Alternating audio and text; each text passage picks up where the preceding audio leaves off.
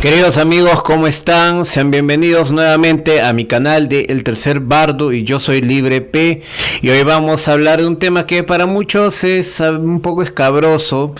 Sin embargo, es necesario, menester tocar ese tipo de temas para estar inmersos en la política actual. Es por ello que hoy tomaremos un pequeño análisis sobre dos vertientes importantes de la llamada cuerda política. Para quienes no estén familiarizados con esta metáfora, imaginen una cuerda con dos extremos, obviamente, el extremo derecho y el extremo izquierdo, ambos tirando del centro. A medida que uno gana más terreno, la cuerda se inclina en su dirección. De ahí proviene la idea de que el centro no existe, porque jamás habrá un equilibrio perfecto entre derecha e izquierda, a menos en tema político. Siempre será o centro izquierda o centro derecha, pero creer en un equilibrio absoluto sería demasiado ingenuo. Sin más que añadir, vamos a analizar una serie de afirmaciones de cada postura extremista junto con sus respectivas contrapropuestas. George Lakoff, lingüista y sociólogo, lo afirma con rotundidad: el centro ideológico o político no existe, y lo apoya con un sólido argumento. Es imposible colocar la mayoría de los asuntos que trata la política, impuestos, gasto público, divorcio, etc., en una escala lineal y situar al partido centrista siempre en el punto medio de esa escala. Con este pequeño argumento vamos a iniciar con el análisis de ciertas posturas, una ultraderechista y otra ultraizquierdista. Sin más que opinar, vamos a empezar con el análisis de la postura ultraderecha. ¿Cuáles son los aciertos del ultraderechismo? 1. Capitalismo ha demostrado ser el sistema más eficiente en la generación de riqueza y el progreso económico. Y es que sí, el capitalismo, basado en la libre competencia y la propiedad privada, ha sido el motor detrás de las mayores revoluciones económicas y tecnológicas de la historia. Desde la revolución industrial hasta la era digital, este sistema ha permitido la innovación, el crecimiento del comercio global y la mejora de calidad de vida en muchas partes del mundo.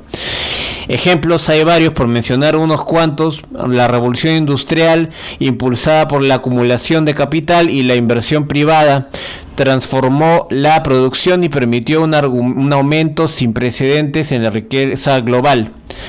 En Silicon Valley es un caso moderno donde el capitalismo ha generado avances tecnológicos sin precedentes, con empresas como Apple, Google y Tesla liderando la innovación. Desde el punto de vista filosófico, Adam Smith, en La riqueza de las naciones, argumentaba que la mano invisible del mercado es la mejor forma de asignar recursos eficientemente. Según él, no es de la benevolencia del carnicero, del cervecero o del panadero que esperamos nuestra cena, sino de su propio interés. Por otra parte, Milton Friedman, economista liberal, defendió que el capitalismo es el mejor sistema para la libertad individual. Él decía: la historia sugiere que el capitalismo es una condición necesaria para la libertad política. Contraargumento: si bien el capitalismo ha demostrado ser efectivo en la generación de riqueza, su distribución no siempre ha sido equitativa, lo que ha generado desigualdades significativas. Viene la segunda propuesta de la ultraderecha. La defensa de la propiedad privada es clave para la estabilidad económica y la innovación. Es decir, que el derecho a la propiedad privada es fundamental en las economías exitosas. Este principio incentiva la inversión, la productividad y la creación de empleo, ya que las personas y empresas tienen seguridad sobre sus bienes y pueden planificar a largo plazo. Ejemplos: países con fuertes derechos de propiedad como Suiza y Canadá han mantenido estabilidad económica durante décadas. En contraste con esto, países que han expropiado propiedades sin compensación como Venezuela y Zimbabue han sufrido crisis económicas severas debido a la fuga de capitales y la falta de inversión, sin mencionar al imbécil de Maduro, claro. Punto de vista filosófico: John Locke, en segundo tratado sobre el gobierno, argumentó que la propiedad privada es un derecho natural derivado del trabajo. Decía, cada hombre tiene una propiedad en su propia persona. Nadie tiene derecho a esto sino él mismo. Entendiendo al hombre como hombre y mujer, claro está. Contraargumento a esto es muy interesante, ya que se dice que la propiedad privada puede concentrarse en pocas manos si no hay regulación, palabra clave, regulación, lo que lleva a monopolios y abusos. El Estado debe intervenir para evitar estos excesos, según políticas izquierdistas. El tercer punto de la ultraderecha, algo que siempre mencionan, es la importancia de la tradición y la identidad cultural, que ayuda a preservar valores que dan cohesión social. Aquí un punto y aparte, este es el centro, el punto, el estrato culmen de la dicha batalla cultural. Las sociedades necesitan tradiciones y una identidad cultural fuerte para mantener su cohesión y sentido de pertenencia. La familia, religión, el respeto por la historia y las costumbres han sido pilares fundamentales en muchas civilizaciones. Un ejemplo es Japón, que ha logrado equilibrar modernidad y tradición, manteniendo valores como el respeto a la familia y la disciplina laboral. Desde el punto de vista filosófico, Edmund Burke, en reflexiones sobre la revolución en Francia, criticó la destrucción de la tradición en nombre del progresismo radical. Él dice, un pueblo que no se preocupa por sus ancestros nunca mirará hacia la posteridad. Palabras un poco polémicas. Por otra parte, Roger Scruton, filósofo conservador, argumentó que la cultura y la tradición son esenciales para una sociedad estable. Un contraargumento sería el siguiente, y es que el énfasis de la tradición puede volverse reaccionario y limitar el progreso. No todas las tradiciones deben ser preservadas si atentan contra los derechos humanos, y déjenme añadir contra lo que llamamos pues derechos animales en temas de asesinato por recreación, por ejemplo peleas de gallos, tauromaquia, etcétera. Ya tocamos los puntos fuertes del ultraderechismo, ahora vamos con los errores y excesos del propio. Uno de los errores es el mercado sin regulaciones, que genera monopolios, desigualdad extrema y crisis recurrentes. Esto ya lo tocamos en un punto anterior. El segundo punto, el segundo error garrafal de la ultraderecha es el conservadurismo extremo, que puede llevar al autoritarismo, la xenofobia y la supresión de derechos civiles. Un ejemplo es la Alemania nazi y la Italia fascista, que llevaron el nacionalismo y el autoritarismo al extremo, resultando en conflictos bélicos y genocidios. Pero no hace falta recordar eso, aunque a veces sí.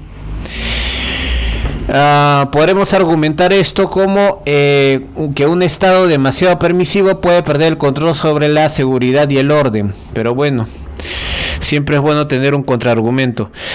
El tercer punto negativo de la ultraderecha es el énfasis en la meritocracia, que ignora que las oportunidades no son iguales para todos desde el nacimiento. Y esto es muy cierto, porque de hecho la derecha habla mucho de meritocracia, nos cuenta teorías de que si te esfuerzas vas a llegar tan lejos como Elon Musk, por ejemplo, pero la realidad es otra. La idea de que el éxito depende solo del esfuerzo personal ignora las barreras estructurales que enfrentan muchas personas. Un ejemplo es Latinoamérica, donde la movilidad social es limitada debido a la desigualdad en el acceso a oportunidades, sin contar con, sabemos, los ricos y los hijos de los ricos y los hijos de los hijos de los ricos. Amén. Desde un punto de vista filosófico, John Rawls, en Teoría de la Justicia, argumentó que una sociedad justa debe corregir las desigualdades de nacimiento. Por otra parte, Michael Sandel, en La tiranía del mérito, criticó la meritocracia diciendo que lleva a la arrogancia de los exitosos y la desesperanza de los desfavorecidos. Conclusiones. El ultraderechismo tiene aciertos importantes, pero también excesos peligrosos. Una sociedad debe aprovechar sus ventajas, como el respeto a la propiedad privada y a la eficiencia de mercado, mientras corrige sus defectos como regulaciones justas y políticas que fomenten la equidad. Amigos, acabamos de analizar el ultraderechismo en varias vertientes, analizando no únicamente los aciertos, sino también los errores, en algunos puntos garrafales, y de la mano con el autoritarismo. Hemos analizado la ultraderecha como lo que es un extremo complejo de trata autoritaria, conservador y sobre todo anti-woke. Ahora vamos a hablar del otro lado de la cuerda. Vamos a hablar del ultraizquierdismo. Vamos a analizar los aciertos y, para que sea justo, también los errores que comete la ultraizquierda. Bien, aciertos del ultraizquierdismo. Primero, el Estado debe intervenir para garantizar servicios esenciales como salud y educación. Y es que uno de los principios fundamentales de la izquierda es que ciertos servicios esenciales como salud y educación no deben depender exclusivamente del mercado, ya que esto podría generar desigualdades inaceptables. La intervención estatal busca asegurar que toda población tenga acceso a estos derechos básicos sin importar su nivel socioeconómico.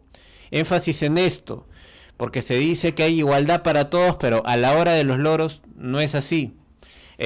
Tomemos caso pandemia. Mucha gente se quedó afuera, mientras la gente que tenía contactos, familiares médicos, recibían atención inmediata. Pero en fin.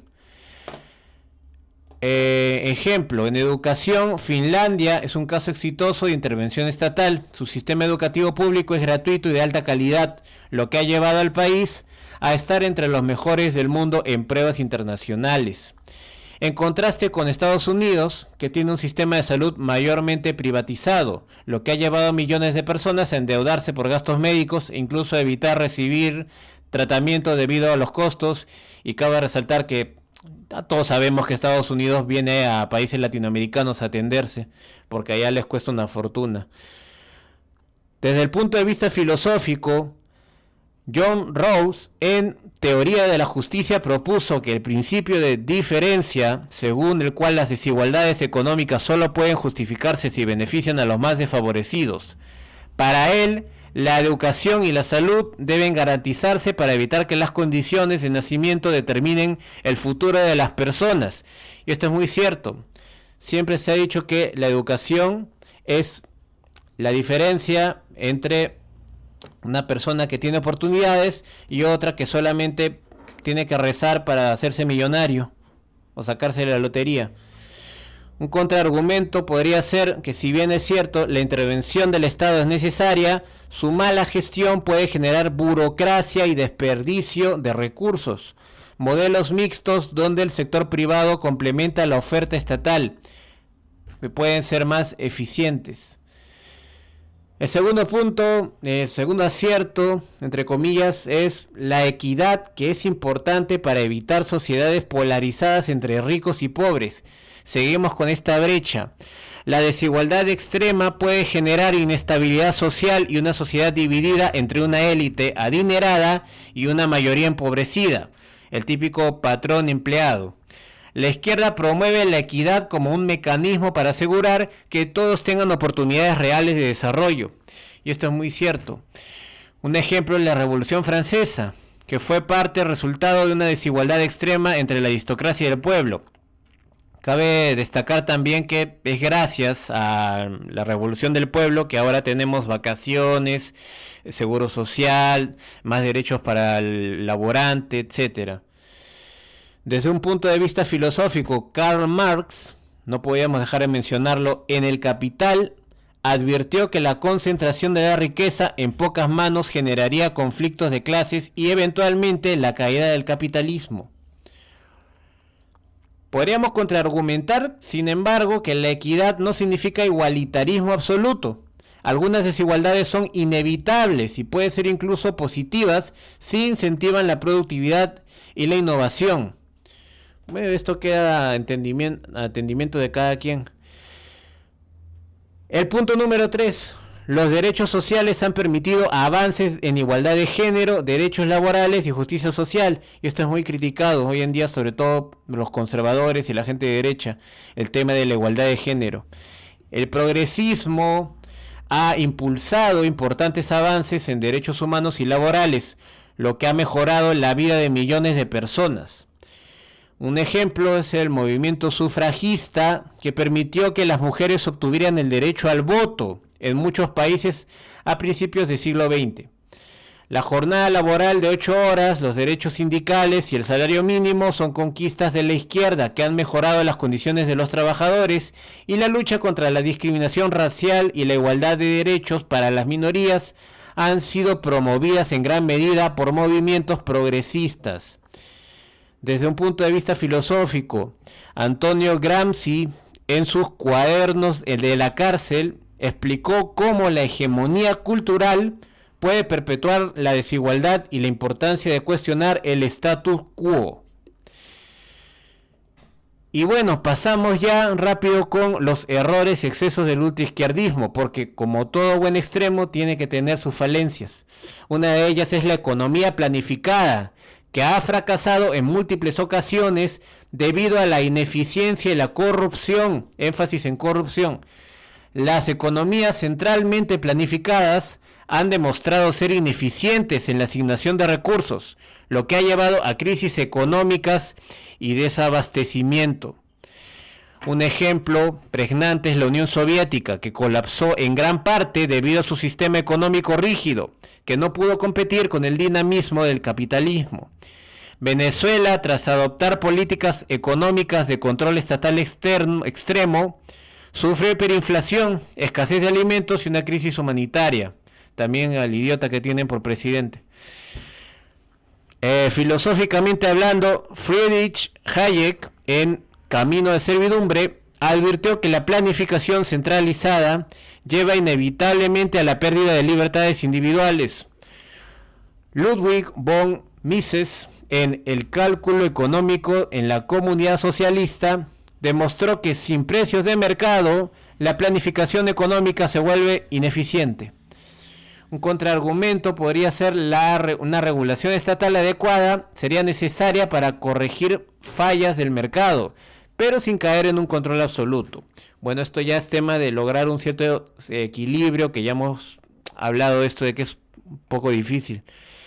El segundo error del ultraizquierdismo son las excesivas regulaciones y expropiaciones que desincentivan la inversión y la innovación. Cuando el Estado interviene de manera excesiva en la economía, las empresas pierden incentivos para innovar y producir. Esto es así. Si estatizas las empresas, nadie va a querer apostar por tu país. Un ejemplo fue Argentina. Las expropiaciones y el control de precios han generado fuga de capitales y un clima de incertidumbre económica. En la URSS, la falta de incentivos llevó a un estancamiento tecnológico frente a Occidente. Hablando de filosofía, Joseph Schumpeter, en Capitalismo, Socialismo y Democracia, argumentó que la innovación es impulsada por el sector privado, no por el Estado. Efectivamente. Para finalizar, el colectivismo extremo puede llevar a regímenes autoritarios que restringen las libertades individuales. Cuando la búsqueda de igualdad se impone por la fuerza, se corre el riesgo de caer en regímenes totalitarios. Ejemplos: la revolución cultural china resultó en la persecución de intelectuales y millones de muertes en nombre de la tan esperada igualdad. Asimismo, el régimen de Pol Pot en Camboya llevó a la eliminación de clases sociales mediante el genocidio. Desde puntos de vista filosóficos, George Orwell, en 1984 y Rebelión en la Granja, advirtió sobre cómo el colectivismo extremo puede convertirse en dictadura. Por otra parte, Hannah Arendt, en Los orígenes del totalitarismo, explicó cómo los regímenes de izquierda y derecha pueden derivar en opresión si eliminan la libertad individual. Y contraargumentando esto último, el colectivismo moderado puede ser positivo si fomenta la solidaridad sin eliminar la autonomía personal, pero seamos sinceros, esto es demasiado utópico, sobre todo en un mundo lleno de corrupción. Y en fin, muchas gracias a todos por quedarse en este análisis, espero haber aportado algo a sus vidas y espero que me hayan tenido paciencia. Este fue básicamente digamos, una especie de podcast en fase beta para ver cómo me iba, básicamente impartiendo un poco de temas políticos para que la gente pueda inmiscuirse más en estos temas, porque nos compete a todos, señores, así tengamos 13, 15, 40 años, al final la política siempre nos atrapa y es mejor que nos atrape instruidos a que nos atrape con los pantalones abajo. Buenas noches y pásenla bien.